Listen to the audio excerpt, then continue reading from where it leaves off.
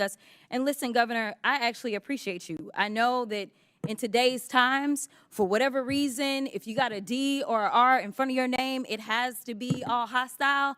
Listen, I am a former business owner. If I was not sitting in this seat, I would still have my law firm, but you know, we have rules, right? So I'm not allowed to practice law. I'm not allowed to do a lot of other things because ethics decides that that's not really a good thing, to make sure that the American people can trust that I don't have any divided interest.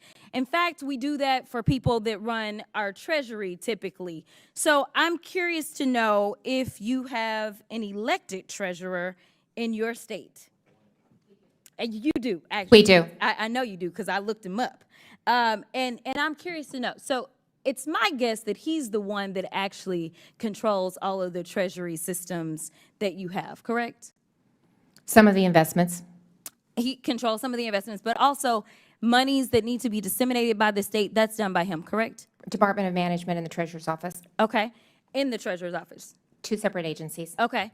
But you have an agency that does that, correct? Yes. Okay. And as you are having this agency do that, these are people that have some sort of ethics that they have to follow, I'm sure. I'm going out on a limb because I don't know how anything works in Iowa. I'm just being honest with you. Yes. Okay. Here is the deal. I want the American people to understand that Democrats are not against efficiency. In fact, the last time that this country actually ran to the extent that there was a balanced budget and actually there was a surplus, it was a Democrat in the White House. His name was President Clinton. So we are not against this. What we are against is this idea that we will evade the Constitution or we will evade our own constitutional.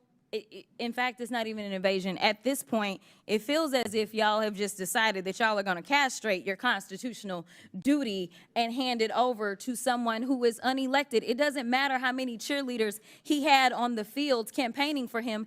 That doesn't mean that he gets to go in and sit atop any of our agencies. And the fact that we had a vote today and we asked to bring him in because we have a constitutional duty, we all took our oath, and maybe some of y'all just don't take it seriously. But I take it seriously when I take an oath to do a job, and my job is to look out and make sure that we don't have any kings or queens in this country. But it seems like y'all have decided that it's going to be Mr. King and his queen, and y'all can pick which one is which.